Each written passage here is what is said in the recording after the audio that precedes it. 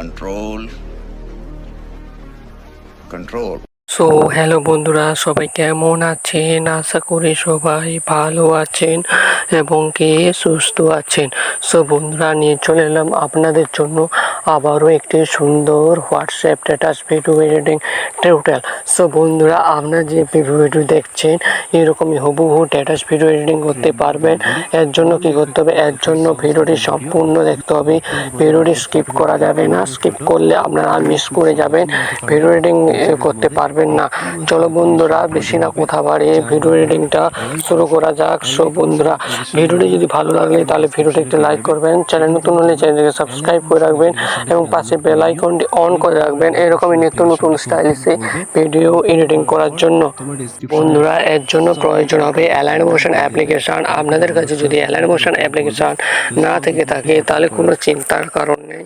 সর্বোচ্চ আপনাদের যদি টেলিগ্রাম থেকে থাকে তাহলে কী করবেন? টেলিগ্রামে ক্লিক করবেন। ক্লিক করার পর টেলিগ্রামে সার্চ করবেন সন্তু টক। যখনই সন্তু টক বলে সার্চ করবেন তোমরা টেলিগ্রামে পেয়ে যাবেন। সব বন্ধু এইভাবে কিন্তু সার্চ ভার্সানে সন্তু টক বলে সার্চ করবেন।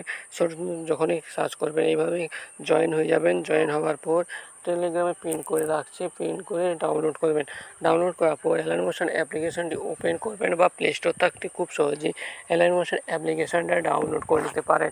সর্বপ্রথম আপনারা যে ডাউনলোড করেছিলেন ওইটি এই অ্যালাইন মোশন অ্যাপ্লিকেশনটি ওপেন করবেন।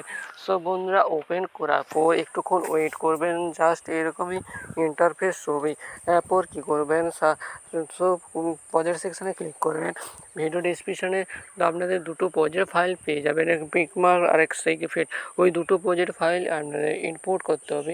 আপনারা যদি ওই দুটো প্রজেক্ট ফাইল ইম্পোর্ট করতে না পারেন তাহলে ভিডিওটি দেখে আসুন কীভাবে ওই দুটো প্রজেক্ট ফাইল ইম্পোর্ট করতে হয়। তাহলে আপনারা খুব সহজেই দুটো প্রজেক্ট ফাইল আপনারা ইম্পোর্ট করে নিতে পারেন।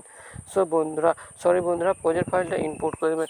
সো প্রজেক্ট ফাইল বা এক্সএমএল ফাইল আপনারা ইম্পোর্ট করতে পারেন। এক্সএমএল ফাইল ইম্পোর্ট করলে আপনারা এই যে দেখতে পাচ্ছেন ওভার কী করবেন? ওইটি ওপেন করবেন। ঠিক আছে, প্রজেক্ট ফাইলটি ওপেন করার পর সো বন্ধুরা এরকমই আপনাদের ইন্টারফেস হবে। সো বন্ধুরা, আপনারা যদি প্রজেক্ট ফাইল ইম্পোর্ট করেন তাহলে কিন্তু আপনাদের এই ওভারলে ভিডিওটি পাবেন না। এই ওভারলে ভিডিওটি পেতে গেলে আমার টেলিগ্রাম থেকে আপনারা নিতে হবে। সো তারপর স্ক্রল ডাউন করবেন। স্ক্রল ডাউন করতে এরকম ইন্টারফেস হবে।